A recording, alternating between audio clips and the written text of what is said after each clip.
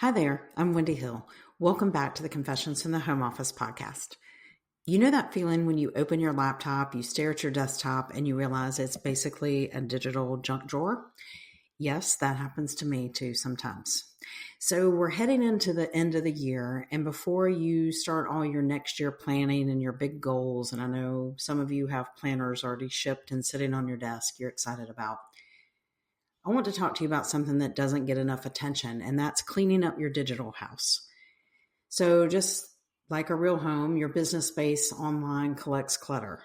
You end up with outdated bios, you end up with broken links, old graphics, projects that you ended up not finishing, random screenshots you took on webinars, things you downloaded. Just all that digital dust starts to pile up. And before you know it, it starts to slow you down, makes you feel unorganized, disorganized, and honestly, it keeps you from seeing what's really working. So when you've been running your business for a while, and you know how it is when you run a business, you don't really stop. You might go on vacation, but you just shut the laptop, or you might just walk away from the computer for part of the weekend and then you're back. Your online presence just becomes a reflection of your past, what you used to offer, what you used to be, even who you used to serve. You never really get a break to clean it up and get it caught up to where you are right now. But the truth is, you have evolved this year, whether you've realized it or not. Even if you've been working on the same thing over and over and working with the same clients over and over, things change. You learn new things. You realize there's certain things you don't want to do anymore. Maybe your ideal client that you want in the future, that's shifted. Maybe your offers are starting to look different than they used to. Or maybe you've just gotten better at what you do. You're more confident, you're more focused, and your old copy and your graphics don't really represent that. So cleaning up your digital house is about alignment. It's making sure that what people see when they Google you or click your link in bio actually matches who you are right now. Your digital footprint can be outdated or messy.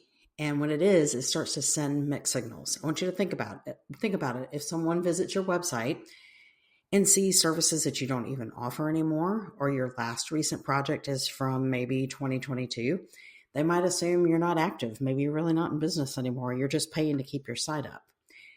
And that's not the impression you want to give going into the new year. So let's start where people look the most when they look you up, your website.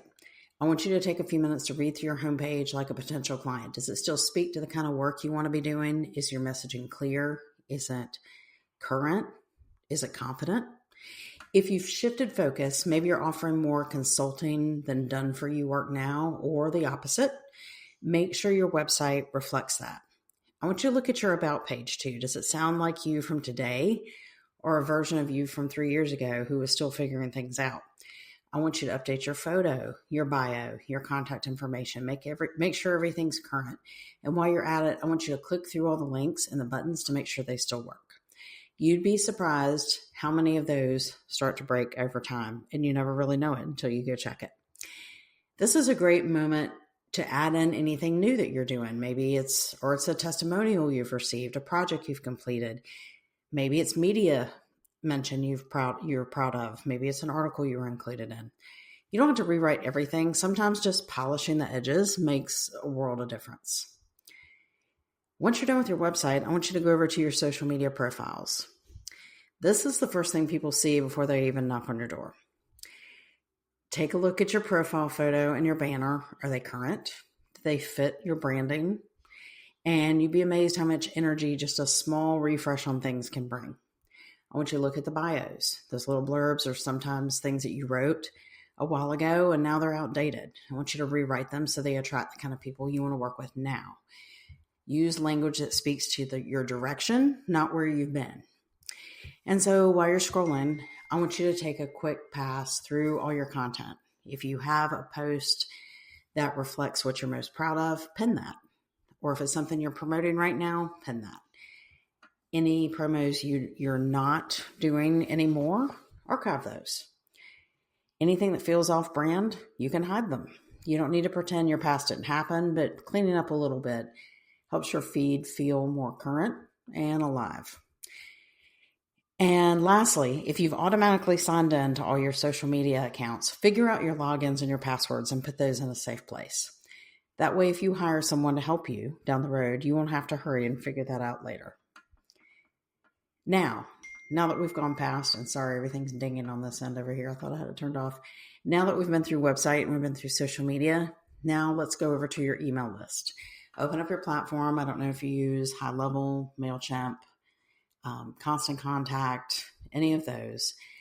Open up your platform, and I want you to take a look at your stats. If there are subscribers who haven't opened anything in months, you might want to clean them out. I know that kind of feels scary because your subscriber number will go down, like you're losing people, but don't worry about it. Trimming your list can actually improve your deliverability and your engagement. So while you're in there, I want you to read through your sequence, your welcome sequence. Does it still make sense? Is it applicable to what you do? Does it really introduce who you are today? If it feels a little stale or it feels overly formal, I want you to rewrite it. And I don't want you to forget your email signature. I want you to add any updated links you have, any offers that you have. And if you've started a podcast or you're on a podcast and you want to include that, just those small touches can help drive traffic and visibility all year long. So here we go. Now, this is the messiest part. This is where we start going through your files. And this is where a lot of the digital clutter really lives. My desktop can be a nightmare. I have to really, like once a month, go through and clean out and delete so many things. I will be on a webinar. I have a business coach. She's always putting up slides, and I'll mute and I'll do screenshots so she can't hear that I'm taking all these screenshots of things. And then what do I do with them? Nothing, because I already read them. I've already processed it. Sometimes you'll find duplicates of things, and you'll find all kinds of files, and you'll see things that are labeled. You don't even know what they are. Open them up. If you don't need them, get rid of them. But we've all been there. I would say don't spend a whole day doing this. That gets frustrating, and then you get mad at yourself because you didn't get anything else done. Put a half an hour on your calendar, or if you know you're going to be waiting somewhere this week before a meeting, work on it then. Delete what you don't need, rename, create some folders, one for clients, one for content, that type of thing. It doesn't have to be perfect. It just has to be something that works for you and that you can remember, because nothing kills momentum faster than losing time going through all your digital files trying to find something. So the magic part of all this whole process, when you clean up the whole digital space, you'll see your business differently. So I've been doing this. Most people are starting to think about planning for next year and what are their big goals, and I'm not there yet. A couple weeks ago, I talked about how I'm documenting all the SOPs for my business. I'm still doing that. I'm over halfway done. I have an early December deadline, but I've been going through and cleaning up all the digital things too in my business, and it's helped me notice patterns. It helped me remember things that I forgot about, things that I wanted to pursue. And I'm starting to feel more in control. This is helping me think of things. So when I do start my planning, I feel like I'm already ahead a little bit. So I'm not saying all this so you can chase perfection or have this clean slate for next year. It's just getting the clutter out of the way. And when you can see everything, it's easier to plan, to market, and to grow. So here's my challenge for you this week. I want you to pick one room of your digital house, whether that's your website, your social media, your digital files, and do a quick cleanup with it. And even if you don't have a lot of time, maybe you just pick LinkedIn and work on that. Or maybe it's a Canva folder that's full of projects. I've been guilty of that. So whatever it is, I want you to clean it up just a little. And the clearer your digital space is, the easier it will be to see your next move. So I have a checklist that can help you step by step, and I've put it together, and it's just called the Clean Up Your Digital House Checklist.